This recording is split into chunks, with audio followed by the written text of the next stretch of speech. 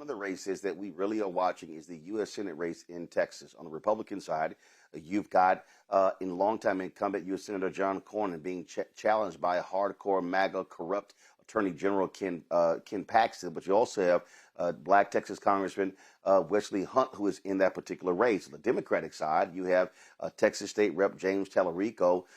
Many people say he's a TikTok star for many of the videos that he has posted of him challenging Republicans in Texas. And of course, the woman Donald Trump despises, Texas Congresswoman Jasmine Crockett. Yesterday, Emerson College dropped a poll that shocked a lot of people, showing that Tallarico was up 9 points against Crockett. Now, you look at all other polling that's been taken, Crockett has had anywhere from a 7 to 12 point lead. So this poll raised lots of questions, and folks started looking at the methodology of how this poll was taken. Joining us right now is Steve Phillips. He is a host, author as well. And so Steve was breaking this whole thing down on social media. And so I want to talk to him about it. Steve, glad to have you back on Roland Martin Unfiltered. So walk us through the issues that you have with this Emerson poll that, again, a lot of folks have been talking about, because folks were stunned and shocked to see a poll showing Crockett down 9 points to Tallarico. Right. Yeah, there's a lot of problems with it. And let's just start with, when you dig into the specific numbers and they break out the Democrats specifically, that Crockett leads among the Democrats. And so Tallarico's lead within this poll comes from Republicans. Apparently may have said they're going to vote the Democratic poll, but he leads among Republicans and then independents, which is a very fraught issue in terms of how those different people are going to be. But this is a Democratic primary. And even in the Emerson poll, when you drill down to the specific people who self-identify as Democrats, Crockett leads. So that's a first piece. Then you get into the whole piece around the incredibly small sample size of this poll. And so then they kind of throw out, oh, there's African Americans and Latinos and whites, but we're only talking about 400 voters total. And so then for the subgroups and for those crosstabs, it's even smaller sample size. So statistically, it's very hard to accurately get a read on that kind of a population with that kind of numbers that you're actually using. And then the other piece about it is that this is the first poll that's showing anything like this, right? There was a poll by Data for Social Good in November that showed Crockett ahead, showed her ahead among Kamala voters, 31% to 22%. There was a December poll that came out that has her leading by 8%. And then so all of a sudden now, somehow, the whole race has turned over the Christmas holidays. And so this is really the question that we're actually trying to deal with here, actually. So. Well, and the reason this of course stood out, you've had a lot of conversation, many white progressives have been highly critical of Congresswoman Jasmine Crockett because of the issue of Israel, as if Tallarico does not have the exact same stance that she does. And so you had a lot of that going on. You had this white and Asian comedian who implored people not to give any money to Crockett. They got lit up so hard that they had to actually come back and backtrack and apologize for those comments. And then you still had these other white progressives who said how dare they had to apologize. And so there's been a lot of conversation, a lot of discussion around this. And this is why folks say, wait a minute, what the hell is going on here? And then, of course, you've got folks seizing on her comments regarding Latino voters having slave mentality in terms of voting it was a comment she made during the interview, voting for Donald Trump, and folks like, oh, there you go. So she's going to get a Latino vote away. And so it's been quite interesting where you've seen in these Democratic progressive circles massive attacks against Crockett. And what's laughable to me, Steve, is that I'm a native Texan. I can go back. If you pull up the data from every single U.S. Senate race in Texas, dating back to Lloyd Benson being the last one to win a race, you've had a minimum of 2 candidates running in the Democratic primaries. You sometimes had 3, 4, 5 or more. So it's amazing to me to listen to these people get offended because she dare run as if she didn't have some right to do so. And their positioning of Tallarico as somehow being the perfect candidate who can somehow steal this Senate seat that is actually deeply.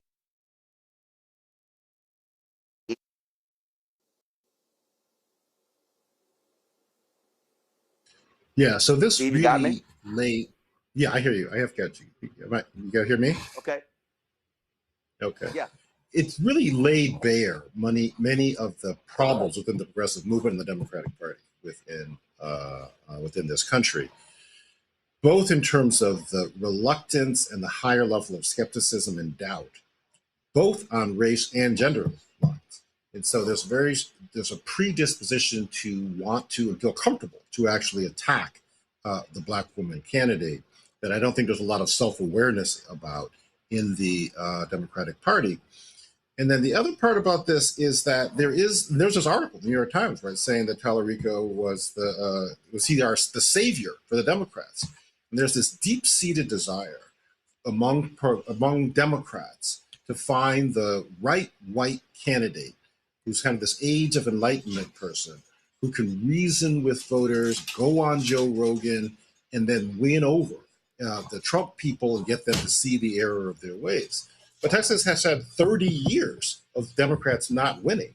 And so it really is a fool's errand in that regard, at the same time as there are 5 million people of color who did not vote in the last midterm election. So that's where the upside is. And so which candidate offers that hope?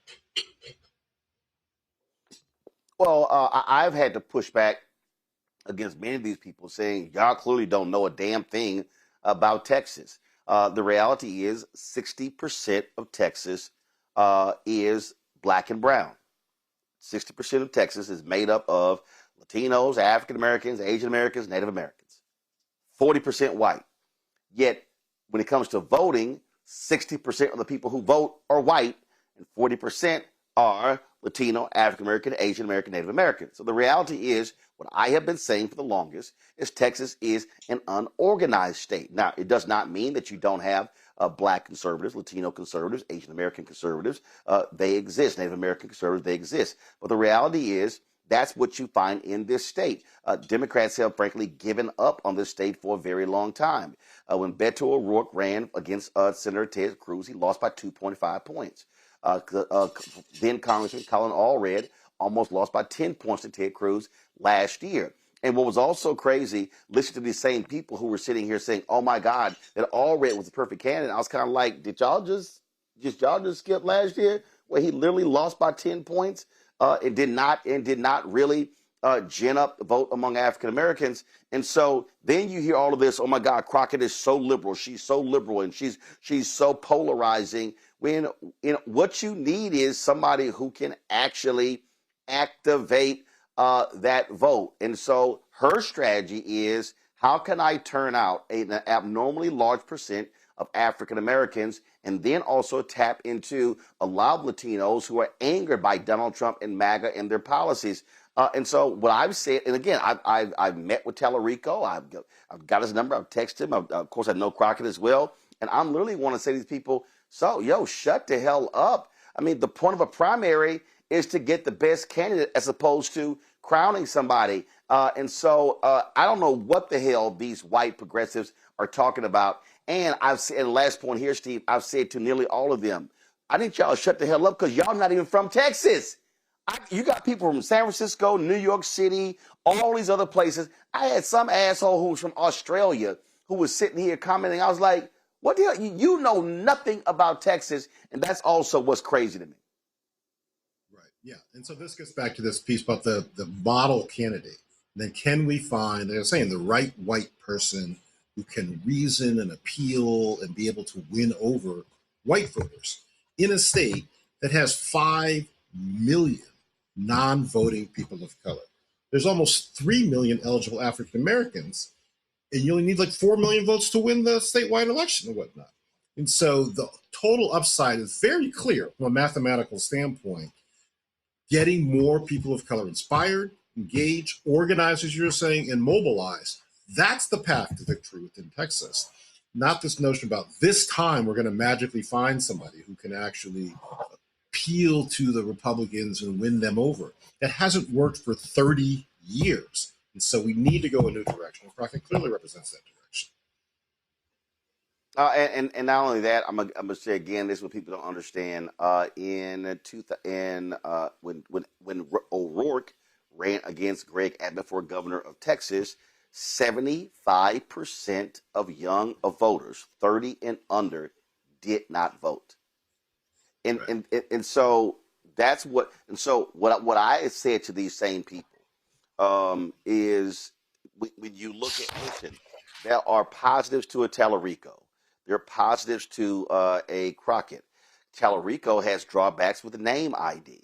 Crockett has drawbacks because of polarizing in terms of how Republicans feel about him.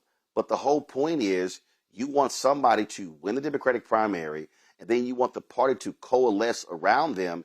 And that's why what I've been saying to a lot of these white progressives, what y'all don't understand is you're actually screwing Democrats, because what you're doing is you're pissing off the number one demographic that supports Democrat politics, and that's African Americans. And let's be perfectly clear, okay?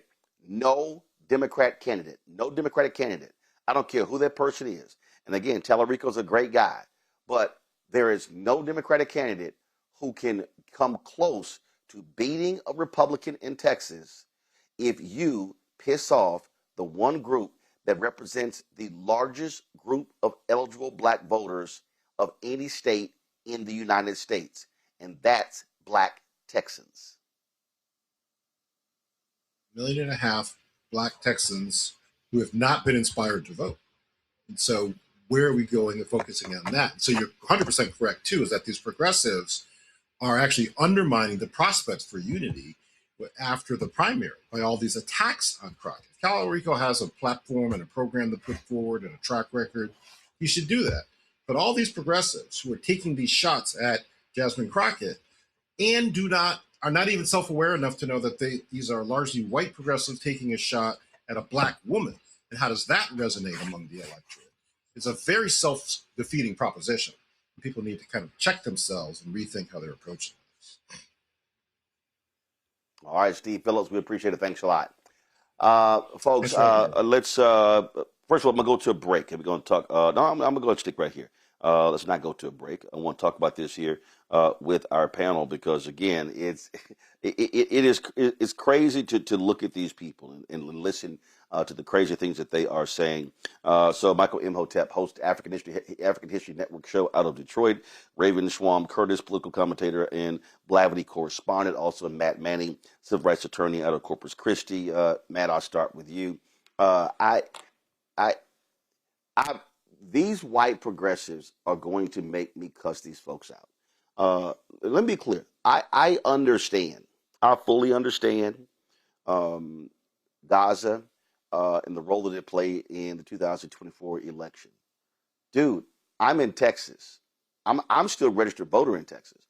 I'm telling you right now, that is not a dominant issue in this U.S. Senate race. It's not. And if you want to talk about, you want to attack Congresswoman Jasmine Crockett, and now the new one, they're saying, she's getting money from the crypto industry, and that's bad, as if not other Democrats are doing that, then guess what? What's on the other side? On the other side is a hardcore supporter of Israel in Senator John Cornyn, somebody who backs Donald Trump and the MAGA agenda, and then you have a corrupt Texas Attorney General who is crazy and deranged, who actually could upset Cornyn because Texas Republicans want to be so hard right and so MAGA. So you mean to tell me you would stir up this level of dissension, knowing full well that what you should be focusing on is trying to turn out as many Democrats as possible and organizing and mobilizing this state? These people are stuck on stupid. Yeah, they are. You're hitting the nail on the head. And, to talk about Ken Paxton, just this week, his office issued an attorney general opinion saying that people should be able to bring handguns to the city of Corpus Christi city council meetings. So I might be on here talking pretty soon about the effects of that policy, because we know that right down the road from there, that Uvalde trial is going on in the very county that I live in. Ken Paxton is the absolute worst and shouldn't even be considered, as is John Cornyn. But in any event, you're 100% right. That's what I'm hearing around the water cooler. That's what I'm hearing at the lunch table. That's what I'm hearing out in the wild, is people continuing to say that Tallarico is kind of the prototypical candidate. And I think, Steve, and you hit the nail on the head. It's the progressives wanting to find what they believe to be the white savior, the person that they think is going to be most palatable to the crazies out in West Texas who are absolutely not going to vote Democrat anyway, who they want to bring over. They think Tallarico is the salvo for that. But I will tell you something I heard interestingly this week that I didn't expect to hear, at least in the way that I heard it. And I was talking to a young white guy, and he told me pretty frankly, he said, man, I'm not voting for Tallarico because that's exactly what we tried to get in Beto, and that continues to not work. I'm voting for Crockett because we need to go in a completely different direction. We need new leadership, and Tallarico is more of the same. So I think that sentiment is out there, but I think none of that matters if it doesn't coalesce to people going to the polls and actually casting the vote to give her that opportunity. Because what it comes down to at the end of the day is there are people who are just going to think white is right, number one, and they're going to think a man is better than a woman. Even in 2026, unfortunately, that's still what we're dealing with, a lot of backwards people. And that's why I think some of the attacks that she's had are not attacks that are rooted in anything substantive. They're all straw man attacks because they're all trying to knock her down because she's not prototypical in their mind of the right candidate. So that's what I'm hearing here in Texas. But I am heartened to hear that there are some people who think we need to go ahead and break away and take a new tack. Raven, I responded on Threads to one of these crazy ass people. And I can tell you it was unbelievable. I traced back all these races. The reality is you've never had an African-American woman run statewide. African-American man, yes. Have you had Latinos run statewide? Yes. Have you had Latinos run statewide? Yes. Have you had white women run statewide for U.S. Senate? Yes. Have you had white men run for statewide for United States Senate? Yes. And they all lost. So we could literally sit here and go back to 1988 and find every type of candidate you can think of to run for U.S. Senate, and they all lost. So this idea that, oh, all of a sudden there's this perfect candidate to run is stupid. 100%. There's no such thing as a perfect candidate. And I think that is a huge issue on the left. This idea that we're going to get every single little thing that we want out of every single little candidate. It's just not realistic, unfortunately. I'm a deeply pragmatic person, and I see this situation for what it is. I'm also someone who spent a huge chunk of my childhood in Houston and understands what it is to be materially impacted by the outcomes of elections like this. The reality is 8% of Democrats, or only 8% of Democrats, support Israel's military action in Palestine, right? It is wildly unpopular among our constituency. We don't want our politicians to be supporting a nation state, enabling a genocide, enacting a genocide. It's really that simple. And to your earlier point, Roland, both Tallarico and Crockett have expressed sentiments around this issue that are pretty commiserate. So I don't think all the critiques of Crockett can be chalked up to misogynoir, but I think a lot of them can be, right? There is a fundamental lack of moral and intellectual consistency in the ways that people are thinking about these two candidates. And fundamentally, let's tell the truth. These two candidates are exceptional on domestic issues. Crockett in particular has shown over and over and over again that she is a fighter. She is not afraid to go toe-to-toe with Donald Trump. And we need people like that in this era of fascism and authoritarianism. It's critical.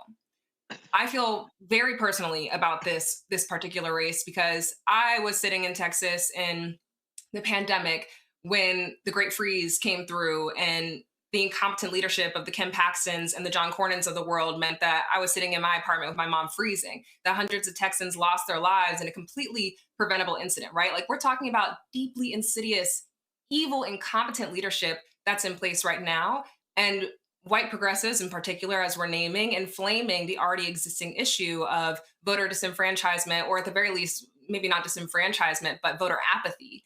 We don't need that right now. We need to activate people and critique in good faith. It's okay to critique people running in primaries, right? But the way we do that critique, especially when we know that we are dealing with and operating with individuals who are moving in good faith, is so, so important. Absolutely. Michael. Yeah, Roland, I agree with the statements being made here. I've been watching this as well from afar here in Detroit, Michigan. James Tallarico was in the race first. I saw him on MSNBC, now MS Now, a number of times before Jasmine Crockett got in. He's raised $13 million so far since launching his campaign in September. But at the same time, you know, these attacks, I've been watching these attacks on Jasmine Crockett, and this reminds me of the attacks on Vice President Kamala Harris. And people wanted to hold Kamala Harris to a standard that they didn't want to hold Donald Trump to. And I've said before, you can't put Democrats under a microscope and then put a blindfold on when you deal with Republicans, right? The same criticism you have of Jasmine Crockett, you have to have of John Cornyn, Wesley Hunt, Ken Paxton. So a lot of these people on social media and TikTok, things like this, one, don't live in Texas. Two, don't even know who's running on the Republican side, because the people on the Republican side are much worse than Talarico, Jasmine Crockett, any of this, right? So, and this is where a lot of these progressives shoot themselves in the foot. Okay, they did the same thing with Kamala Harris and Donald Trump. Didn't turn out because of Gaza, and Trump doesn't give a damn about the Palestinians, right? So hopefully Jasmine Crockett is able to pull this out. I think the primary is in March. I think it is, Roland. But I like the analysis. Yeah, primary is March 6th. Yeah, March 6th. Yeah, because I've been paying attention to this. I like the analysis you have from Steve Phillips as well, because this Emerson poll appears to be an outlier from some of the other polls that show Jasmine Crockett doing much better. Hello, I'm Isaac Hayes III, founder and CEO of Fanbase, and I'm here with a very important message. We are at a turning point in the Black community where we must have equity in the apps we use that scale to billions of dollars. But this time, we own the infrastructure, we own the culture, and we shape the future. And Fanbase is the future. Fanbase combines the free functionality of Instagram, TikTok, and YouTube into an all-in-one platform built for the evolution of social media and monetization. With over 1.4 million users, that's real proof that we are shifting the conversation of tech ownership and equity for creators. So right now, I want you to go to startengine.com/fanbase and invest today. The minimum to invest is $399. That gets you 60 shares of stock in Fanbase at $665 a share. This marks a turning point in Black ownership of social media. If we don't take this opportunity to own social media right now, we will always be customers to our own creations. And that can't go on. So once again, go to startengine.com/fanbase and invest today. We must own the platforms where our voices live, our stories matter, and where our culture drives the world. Thank you.